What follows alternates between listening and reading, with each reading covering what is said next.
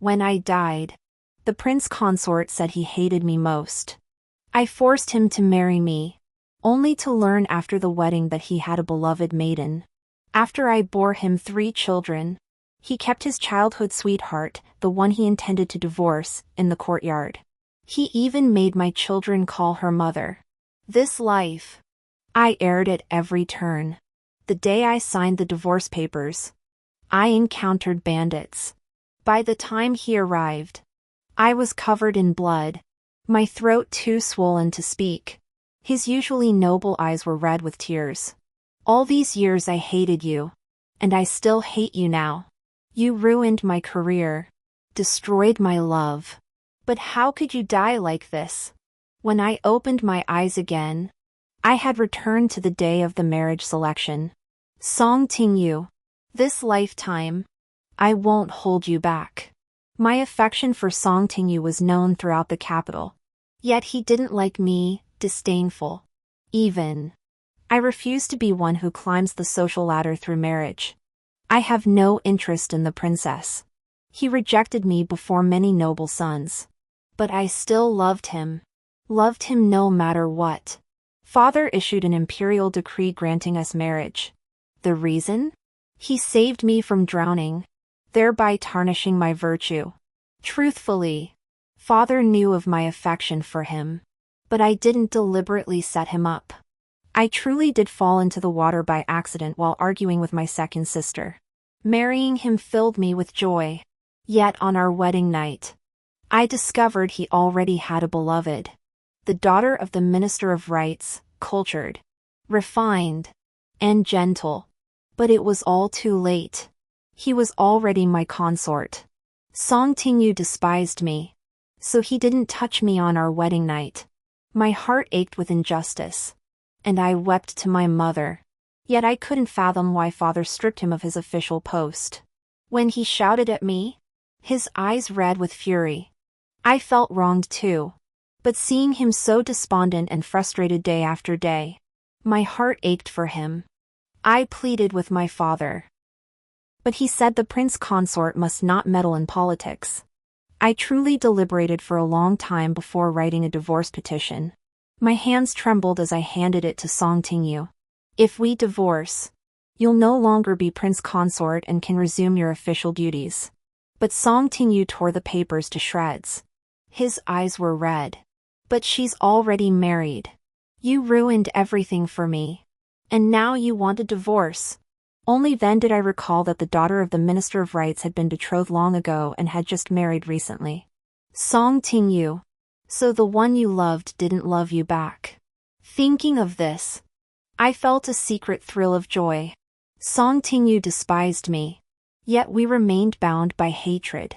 Whenever I faltered, he grew more brutal. Chu Ling, you forced me to marry you. Chu Ling, I will never let you go.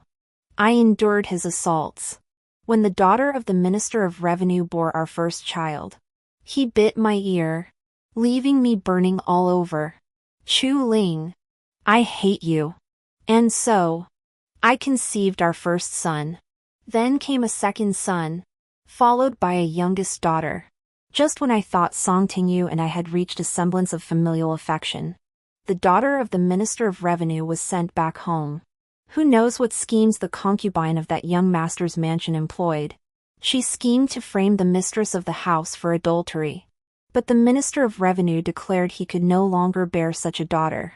So on that bitterly cold winter day, the daughter of the Minister of Revenue was cast out. I felt a pang of sorrow and sent her 300 taels of silver. I thought, as a woman myself, she was truly pitiful. I had only seen her once before, in the seclusion of her boudoir. The next time I saw her, it was in Song Ting Yu's small courtyard. Her face was streaked with tears.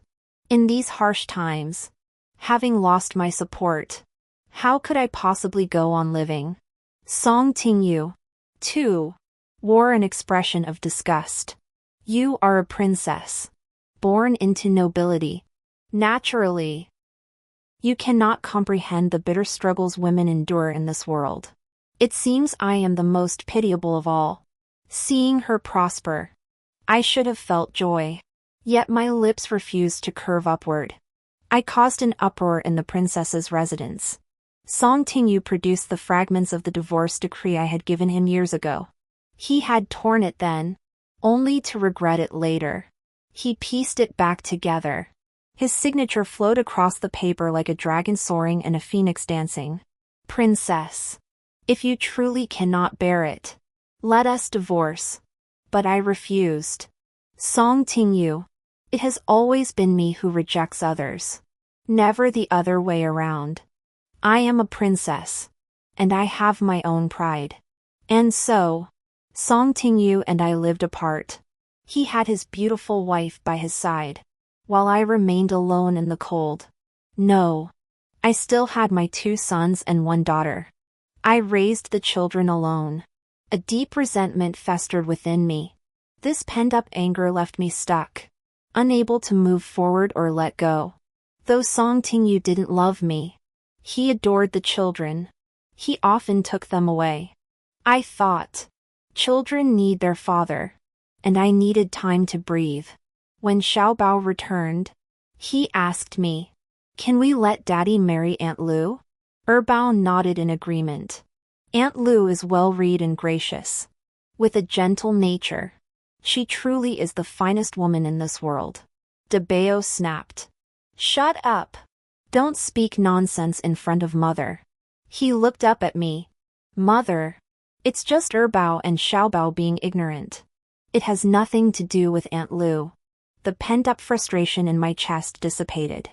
It felt like all my strength drained away in an instant. Tears streamed down my face as I lost control. Bao was terrified. He shouted loudly. Quick! Fetch the imperial physician! Quick! Fetch the imperial physician! I knew Bao deeply respected me as his mother. But I didn't know if he still loved me. My own son actually thought his father's concubine was better. How absurd. I couldn't hold on any longer. I signed the divorce papers. Rocked by the carriage, I made my way to Guan Temple. I thought, perhaps a woman whose temples are already streaked with gray hair might find a moment's peace in that Buddhist sanctuary. But fate played a cruel joke on me. Even after letting go of everything, heaven still demanded my death. The carriage encountered bandits on the mountain path. The bandit roared upon seeing me. Kill Lu Qing! Then he plunged a blade into my heart. Lu Qing was the name of the daughter of the Minister of Rights. It turned out these bandits were hired killers by the concubine of the Duke's mansion. It turned out Lu Qing had planned to come up the mountain to worship Buddha today. But I had frightened Bao and Xiaobao. They both sought comfort from Lu Qing. This delayed Lu Qing's journey. Truthfully, dying then would have been better. But the imperial physician's skill was extraordinary. He forcibly dragged me back from the jaws of death just in time to see my father, mother, and the emperor. Bao, Bao, Xiaobao, and Song Tingyu. His eyes were red-rimmed. Chu Ling, weren't you the most arrogant? The most self-satisfied? You'd stop at nothing to get whoever you desired. But now you're dying like this, isn't this your just punishment? All these years I've hated you. And I still hate you now. You ruined my career. Destroyed my love. How utterly vicious you are. With my last glimmer of sight, I watched him. But my throat could only manage 2 gasps. My eyes rolled back.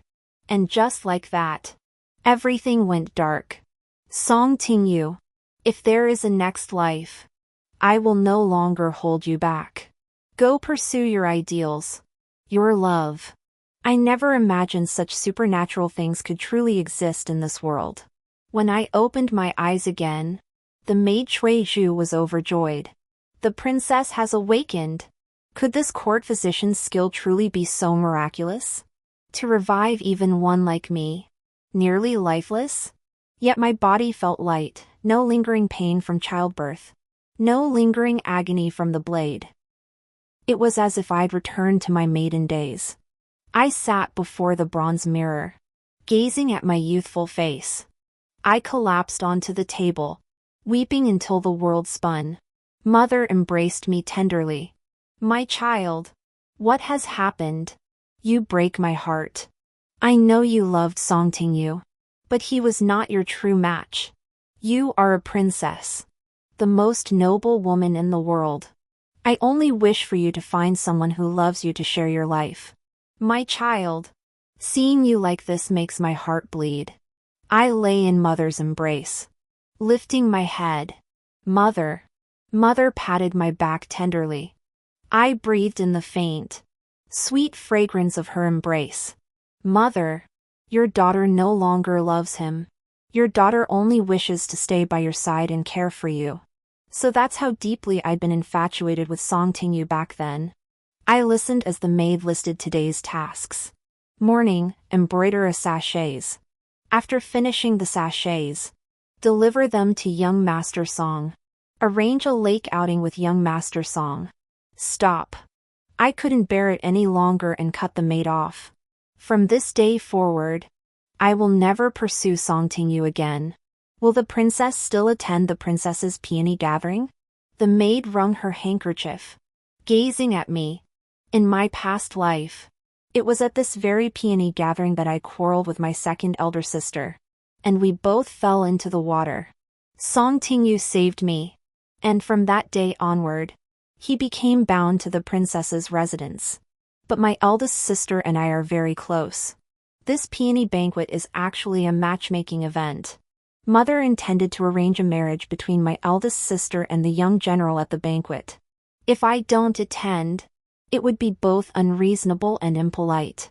I gritted my teeth. I'll go. This time, I absolutely won't quarrel with my second sister. Nor will I ruin Songtingyu's life again. At the peony banquet. Chu Ling, did you do this on purpose? Wearing the same color dress as me. My second sister, Chu Xiu, flushed crimson with fury. Her nose twitching as she pointed at me indignantly. Only then did it dawn on me, in my past life. The reason for my quarrel with my second sister was precisely because we wore dresses of the same color. She believed I competed with her over everything. Over the past decade, these memories had faded from my mind. I only recall how I'd stubbornly insisted on outdoing her. But I accidentally fell into the water. And there was no turning back. I stood up. My tone gentle. Second sister, please don't be angry. I'll just go to the back courtyard and change. Yet to my surprise, my usually confrontational second sister seemed embarrassed instead. She turned her head away, her voice tinged with pride. I never said you had to change. This princess isn't the petty type. Goodness. It was like she'd undergone a complete transformation. Even as I sat down, I could still hear my second sister muttering under her breath. Then I recalled her visit at my deathbed in my previous life. I'd expected my demise to bring her joy. Yet she wept. Her face streaked with tears and snot. Chuling, didn't they say misfortune lingers for 1,000 years? Without you, that turtle, to argue with me. What's the point of living? Sudden chatter at my ear snapped me back to reality. Songtingyu stood in a moon-white robe, the newly crowned top scholar, radiant with pride, handsome as a wave. But I only glanced once before averting my gaze. Without my drowning incident this time, he should be able to pursue his official career with peace of mind. Linger, why don't you take a character for this flower-flying order? My eldest sister called out to me with a gentle smile. I have a pair of Eastern pearls here, let's add a little incentive. She knew I liked Songtingyu and deliberately wanted me to make an appearance. Sure enough, everyone's eyes turned to me in unison. Except Songtingyu's. He'd always been annoyed by his past infatuation with me. In a setting like this, he'd rather not look my way at all. I rose to my feet, poised and composed. Since today is the Peony Festival, I shall choose a character related to flowers. Truthfully, sitting back and watching these scholars compose poetry and recite verses held its own charm. As the newly crowned top scholar, Song Tingyu's literary brilliance was unmatched. Everyone assumed he would win the Flower Petal Challenge. Yet, whether by design or misstep, he recited only a mediocre verse. In the end, the judges selected Shinzue, the young son of the chancellor, as the winner. Amidst the crowd's cheers, he presented the Eastern Pearl to me. The third princess, with her grace and charm, was truly the one most deserving of this Eastern Pearl. Holding the pearl, I felt a bit dazed.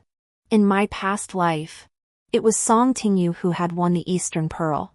He had looked around the room, and in the end, he had given it to me. My gaze instinctively turned toward Liu Qing's seat. The direction she was looking at was Song Tingyu. I bit my lip. Had they already exchanged their feelings so early?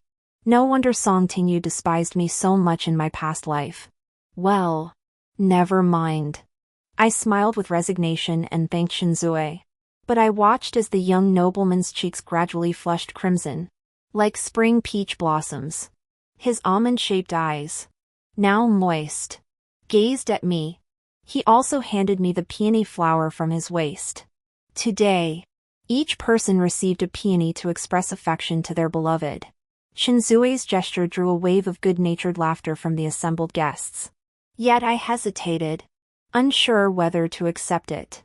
My eyes instinctively sought Song Tingyu's, only to meet his gaze head-on. He turned away with disdain, just as he had in my past life. Shinzue bowed his head, his expression slightly desolate. My apologies, princess. I was too forward. Suddenly, I reached out and took his peony. I smiled at him. The peony is beautiful. The Empress Dowager's imperial decree arrived swiftly. I watched the young general's gaze turn toward my elder sister, Mu Ai. Deep down, I was overjoyed. The banquet dispersed, and everyone went off to enjoy themselves. I searched for Shinzue nearby, wanting to explain myself. But a sudden, mysterious force pushed me into the lake. As water choked me, only two words echoed in my mind. Fate. Through the watery veil, I faintly saw Song Tingyu's cold face. He probably wouldn't save me again. Would he? My second sister cried out loudly. Someone. Chu Ling has fallen into the water. The shore erupted in commotion. My consciousness began to fade. A strong, warm arm seized me. Was it Song Tingyu? But I didn't want to. I refused to repeat the past. I forced my eyes open. Instead, I gazed into those almond-shaped eyes. It was Shinzue. After reaching shore, a maid promptly wrapped me in clothes. I spat out a mouthful of water. Shinzue looked dazed. He wasn't a strong swimmer. Yet upon seeing me fall, he jumped in without hesitation. Sitting beside him, I asked softly, "Do you know the consequences of saving me?" Shinzue let out a soft gasp. Then his gaze turned urgent. If the princess dislikes me, there's no need to force it. Saving the princess wasn't to demand favors in return. It was only in that moment of desperation that I acted so rashly. I chuckled softly. Shinzue, if you become my consort, you must renounce all worldly pleasures, abandon any pursuit of officialdom, and sever ties with all other women. Are you willing to pay this price? Shinzue's eyes shone brightly as he looked at me. Princess, you wish to marry me? I burst out laughing. But behind me came a chilling demand. Song Tingyu's face was dark, his clothes soaked through. To whom does the princess intend to marry? It turned out Song Tingyu had hesitated for a moment before jumping into the water after all. Yet my heart held not a shred of joy. Song Tingyu, however, advanced step by step. Didn't the princess once favor me? Wasn't it that she would marry no one but me? Is the princess so desperate to marry that she'll wed whoever rescues her? If some ignorant commoner saved you today, would you marry him too? I don't understand. In my past life, I forced him to marry me, and he was so wronged. This time, I've tried my best to avoid any connection with him. Yet he still mocks me like this. Shinzue suddenly spoke up. The princess is the most noble woman in the realm. She may love whomever she pleases. Song Tingyu. For a Hanlin scholar, you once publicly rejected the princess. That she didn't hold it against you shows her magnanimity. As for whether the princess marries me or not, what business is it of yours? He tugged at my sleeve, looking utterly aggrieved. The princess said she wanted me. She can't go back on her word. Just like in my past life, Father the Emperor arranged the marriage between Shinzue and me. But unlike the past life, Shinzue was incredibly lively. Every day he'd bring embroidery patterns from the Imperial Garment Bureau to ask if I liked them. After I praised them, he'd grumble about tweaking the details. Then, like a magician, he'd pull out the most popular treats in the capital, Tongchi's osmanthus cakes and chestnut pastries. Whatever the princess fancied, I bought. His smile was bright and radiant, stirring ripples even in my once still heart. I picked up a osmanthus cake. Its delicate sweetness and floral fragrance melted in my mouth. It was delicious. In my past life, Song Tingyu must have suffered greatly after being betrothed. For 2 whole months, he never once came to see me. Back then, I simply thought it was because newlyweds weren't allowed to meet before the wedding, and he was strictly observing the etiquette. But looking at Shinzue before me now, his eyes full of expectation, I realized that rules are made by people, and they can also be broken by people. I pinched a piece of osmanthus cake and stuffed it into Shinzue's mouth. Watching his dazed expression, I took another bite of the cake. My eyes crinkled with laughter. So sweet. Besides my eldest sister's impending marriage and Shinzue and my set wedding date, another major event recently unfolded in the capital. The Minister of Right's household withdrew their betrothal to the Duke's mansion, though the exact reasons were deemed unfit for outsiders' ears. But according to my insider sources, it was because that day, while visiting the Duke's residence, the Minister of Rights had stumbled upon the heir and his concubine engaged in scandalous behavior in the garden. Few were present that day, but Song Tingyu was among them. And so, the Minister of Revenue quietly withdrew the betrothal. On the surface, everyone maintained appearances. Everything unfolded differently from my past life. Lu Qing never married the crown prince, nor was she cast out into the bitter winter cold. Song Tingyu, too, found his heart's desire. After returning from praying for blessings at the Duke's temple with Shinzue, he tugged at my sleeve, reluctant to let go. What would the princess like to eat tomorrow? When will the princess come see me? Princess, I'll come find you tomorrow.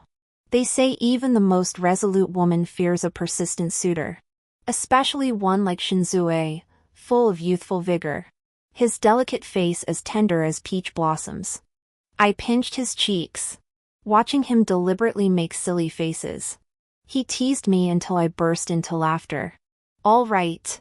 Tomorrow we'll go to the treasure house. Fine. Princess. Let go. Of. My. Face. These past few days, I've been staying at the princess's residence. As the carriage neared the princess's estate, it suddenly halted. The coachman lifted the curtain, looking at me with a troubled expression. Princess. It's Hanlon's scholar song. Song Tingyu clutched his arm, blood gushing freely. He lifted his gaze to meet mine. I actually saw hurt in his expression. But in an instant, it vanished, replaced by that icy, indifferent look. Chuling. I'm wounded, he murmured softly. Even so, his bearing remained stubbornly proud, like an immortal lowering his head. Minister Song, you're injured. Go to the clinic. I can't save you. I still harbor resentment towards Song Tingyu. even if I was at fault first. I gave him choices. I gave him freedom. He blames me for ruining his life. But haven't I also been doomed to a lifetime of unfulfilled longing? I turned to board the carriage. But Song Ting-yu reached out and grabbed me. His blood dripped drop by drop onto my skirt. He looked at me, his eyes deep and inscrutable. Chu Ling, are you truly going to marry him? He's a good-for-nothing playboy who failed the imperial exams 3 times. How could such a man ever be worthy of you? I brushed his hand away. Minister Song, then who is worthy of me? You? His hand fell limply. A flicker of scorn crossed my eyes. Stepping into the carriage, I remained calm and composed. Let's go. It was only 2 days after Song Ting-yu sought me out. Lu Qing came calling. I motioned for her to sit. Yet she stood with her back stiff and defiant. Princess, I come to beg your mercy. Your Highness is already betrothed. Why cling to Ting-yu? I broke off my engagement to the Crown Prince for him, waiting only to marry him. Now, with your Highness acting thus, where does that leave me? Her words amused me. In my past life, I had indeed pursued him forcefully. But since my rebirth, I'd severed all ties with Song Ting-yu. I took a sip of tea. Miss Lu, if he truly belongs to you, why fear others taking him? Moreover, as a princess, I would never stoop to stealing another's husband. Rest assured. Lu Qing's expression turned sorrowful, her eyes stubbornly brimming with tears. Princess, can you promise to stop pursuing Ting-yu? Her demeanor stirred my irritation. I believed I'd made myself perfectly clear, yet she seemed unable to comprehend. Even clay figures possess a measure of temper, how much more so the third princess of Xia? I massaged my temples. Escort Miss Lu out. Why must you be so relentless? Princess? Song Ting-yu stormed in, his face dark. He caught Lu Qing's swaying form. The anguish in his eyes mirrored my past life. It only intensified my headache. Lu Qing is the love of my life. No matter what tricks you employ, princess, I won't spare you a single glance. I recalled my past life. He had accused me in exactly the same way. You are a princess, born into nobility. Naturally, you cannot comprehend the hardships women endure in this world. As if being a princess meant I should be forgiving and magnanimous. But this time, I did nothing. I didn't force him to marry me, nor did I cling to him. Yet I still faced his accusations. Get out! All of you! Get out! I hurled the teacup, shattering it at Lu Qing and Song Ting-yu's feet. That day, I dismissed every servant who had let Song Ting-yu in. My princess's residence has no place for servants harboring disloyal thoughts. Shinzue has been visiting frequently lately. Today, however, he seemed unusually cheerful. I asked him what was wrong. He fidgeted awkwardly, but finally couldn't hold back. Song Ting-yu and Lu Qing, daughter of the Minister of Rights, have become betrothed. I ate a grape he handed me, already peeled. Mumbled. Is this really something worth being so happy about? He popped another grape into my mouth. Wasn't I worried Princess still harbored feelings for him? After all, I'm just a spoiled young master, while he's the newly crowned top scholar. Everyone thinks he's better than me. Even my father said he wished Song Ting-yu were his son. Seeing his dejected expression, I clasped his hand. Shinzue, in my eyes, you're far better than him. Princess. Shinzue gazed at me pitifully. You're so kind. Suddenly, I felt like teasing him. Don't you want to ask why I think you're better than him?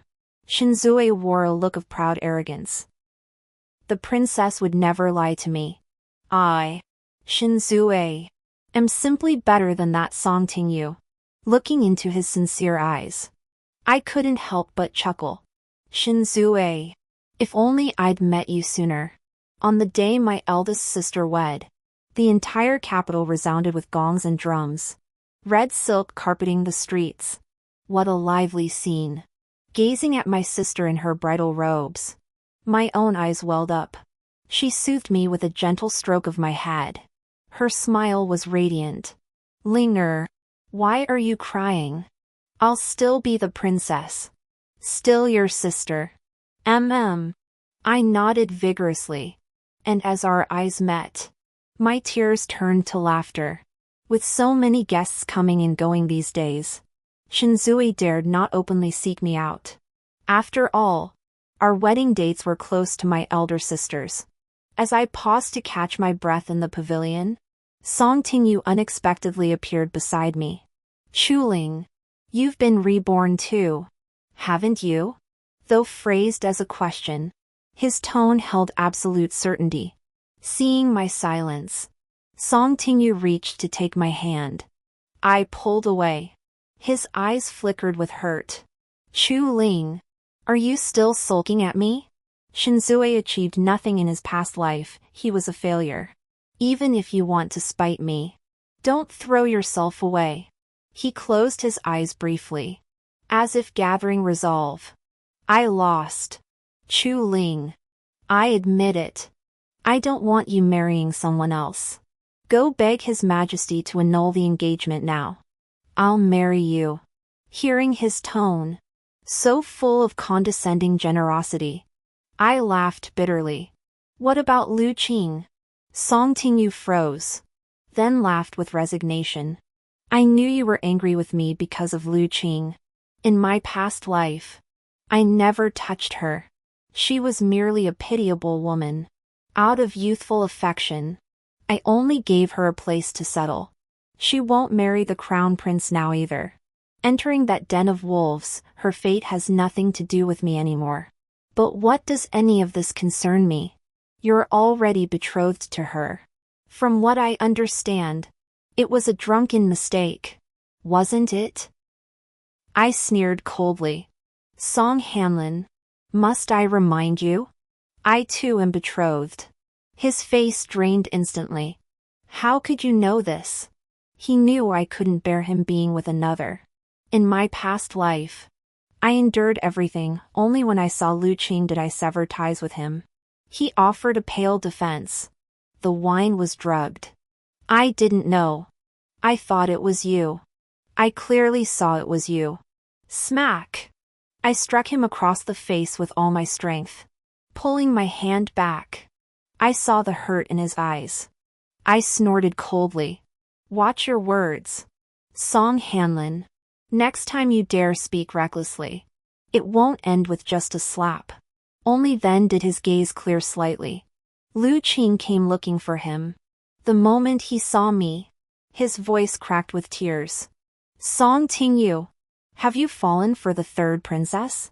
If I'd known this would happen, why did you make promises to me? I couldn't bear watching their melodramatic scene, so I turned and walked away. Behind me, Song Tingyu tried to follow, but Lu Qing held him back with all his strength. Shinzue was waiting for me at home. Whether by coincidence or design, Song Tingyu's wedding was held on the very same day as mine. On Chang'an Street, the two processions collided. A horse from one of the families spooked, instantly sparking chaos. It took a long while for the commotion to subside before both parties resumed their journey to their destinations with music and fanfare.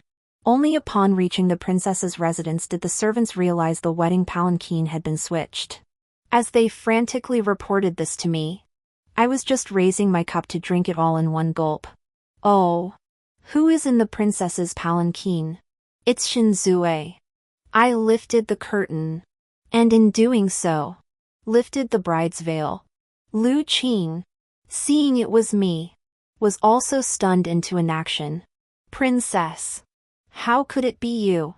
Where is Tingyu? I pressed my hand to my forehead, a bitter smile on my lips. It seems Song Tingyu has taken my Shinzue home. I hurried to the palace to ask Father Emperor to send men to search for him, and to escort Lu Qing back. I'm getting married today, how could my groom be snatched away? The thought of Song Tingyu lifting Shinzue's veil. Just imagining it sent a chill down my spine. A surge of murderous intent welled up inside me. Shinzue's veil should have been lifted by me. What right did Song Tingyu have? Fortunately, the palace guards moved swiftly. Before Song Tingyu could lift Shinzue's veil, I snatched her back. I watched Song Tingyu's eyes, reddened from glaring at me, and flashed a toothy grin. Young Master Song, if your eyesight is failing, seek treatment from the imperial physician. Next time, don't dare take my groom away. Shinzue clutched her veil with both hands, her voice brimming with grievance. Ling, why did you take so long? He nearly snatched my veil. Song Tingyu, you shameless man. I took Shinzue's hand and helped him into the princess's sedan chair. There you go. I'm here now. Turning to face Song Tingyu's pallid face, clad in his wedding attire, I was suddenly transported back to that day. I too wore a fiery red bridal gown, my heart brimming with joy, believing I was marrying the man I loved. Yet all I received was a man's icy hatred. So this is what he looks like in wedding attire. I never saw him like this back then, becoming a woman filled with resentment. But now, I gaze at the palanquin. I too have found someone to hold hands with for a lifetime. He loves to laugh and play. A complete scatterbrain, utterly different from Song Tingyu. Yet I cherish his sincerity and passion above all else. I smiled brightly and mounted my horse. Giddy up! Beneath the warm glow of red candles, I watched Shinzue sitting quietly amidst grains and fruits. I gently lifted his veil. His long, thick lashes trembled softly. Ling. He called my name softly, his voice tender and sweet. I handed him a wine cup, but his hand shook so much he nearly dropped it. I steadied him as we drank the ceremonial wine. His lips glistened with moisture, pink as petals. I couldn't resist and kissed him. Shinzue let out a soft moan, wrapping his arms around me to deepen the kiss. Lost in passion, he called my name again and again. Ling. Ling. I love you. Ling. His constant calling made my whole body go limp, melting me into a pool of water. I heard his soft voice. Ling. This lifetime, I've finally married you. Shinzue looked like a youth on the outside. But down there, he was exceptionally well endowed. He left me so exhausted I couldn't get out of bed the next morning. My whole body ached as if it were falling apart. Yet he showed no signs of fatigue, pulling me toward him again. I pushed him away quickly. We still had to pay respects to my in-laws today. Shinzue rubbed against me discontentedly. My father said if the princess is tired, she needn't go. Princess. Ling. You smell so sweet. His eyes curved into crescent moons as he smiled. Looking utterly smitten, I rolled my eyes heavenward. Then let's skip it. Performing separate formal ceremonies with each set of in-laws sounds exhausting. But tradition must be upheld. I summoned my personal maid, Mingyue. Send 300 bolts of fabric, 20 pairs of gold hairpins, and a pair of pearls to the chancellor's residence. Also, has the dress I ordered earlier been finished? I must return to the palace in a few days. In a good mood, I pinched Shinzue's cheek. You'll look stunning in it. I heard that after I sent Lu Qing back yesterday. The Minister of Rites flew into a rage. Song Tingyu had been his prized disciple. Yet he mistakenly sent the wrong bridal sedan chair on the wedding day. This matter could be considered both significant and trivial, while others might not understand Song Tingyu's motives. Lu Qing knew them all too well. Compounding matters. On his wedding night, Song Tingyu did not enter the bridal chamber. Barely 2 days into the marriage, chaos erupted. Rumor has it Lu Qing feigned suicide, accidentally kicking over a stool that strangled her nearly to death. Hearing the secret guard's report, I sighed. In my past life, Lu Qing was Song Tingyu's white moonlight. Yet now that he's finally had her, she's become nothing more than plain white rice. I owe Song-Ting you nothing. I told the secret guard. Henceforth, his family affairs need not concern me. If Rebirth is meant to set things right, then I'd rather not have it. Song-Ting you. I never loved Chu Ling. Yet an imperial decree forced me to marry her. So on our wedding night, I deliberately retreated to my study. Chu Ling wept. I watched her cry. Maliciously. I thought, Princess, you hold great power, why are you still crying? When Chu Ling came looking for me, I overturned the food box she'd sent. Chu Ling, do you know I have someone I truly love? You're utterly despicable.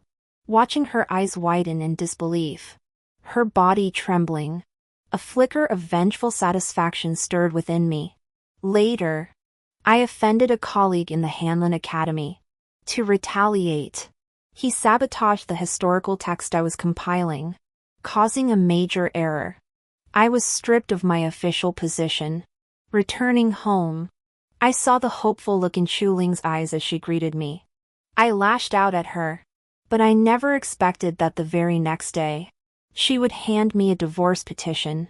But why? Why should you be able to marry and leave as you please? I tore up the divorce papers. Lu Qing was pregnant. Yet she wasn't doing well. Before her marriage, we had been childhood sweethearts. I'd thought she'd marry me. When we crossed paths on the street, she glanced at me and her eyes filled with tears.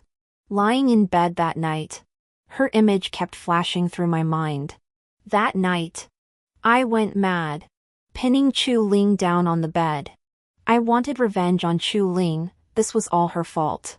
Even as she cried out in pain, I took her without mercy. Chu Ling, you can't blame me. This is all your fault for forcing me to marry you. When Xiaobao was 3, Lu Qing was divorced by the crown prince. The minister of rights wouldn't take her in either. So she came to me, weeping like a pear blossom drenched in rain. But I hesitated. I'd been married to Chu Ling for 7 years. I knew her temperament well. But when Lu Qing threw herself into my arms, sobbing, asking if I remembered the promise I made her in our youth, that no matter what she faced, I would help her unconditionally, my heart softened. I told myself it was merely offering her shelter. Chu Ling wouldn't know. And it shouldn't matter. Yet Lu Qing's health was frail, demanding my repeated visits. That day, Chu Ling stood trembling in the courtyard. A wave of panic washed over me. But recalling Chu Ling's usual domineering and arrogant nature, I thought it hardly mattered if she discovered the truth. She owed me. A wave of panic surged through me. But then I remembered Chu Ling's usual domineering and arrogant nature. If she found out, it wouldn't matter. She owed me. Sure enough, Chu Ling didn't divorce me. She loved me and couldn't bear to leave. But she stopped speaking to me. To make her angry, I took the children to Lu Qing's place several times. Lu Qing treated them well. A true model wife and mother. Yet my thoughts always returned to Chu Ling. What was she doing now? How was she feeling? Overthinking it only made me restless. I resolved to confront Chu Ling, to make her stop throwing these childish tantrums. But instead, I received news of her death. I never imagined rebirth was possible. Until Chu Ling smiled at that Shinzue. Her smile made my blood boil. So I stepped forward to confront her, mocking her just as I had in every past life.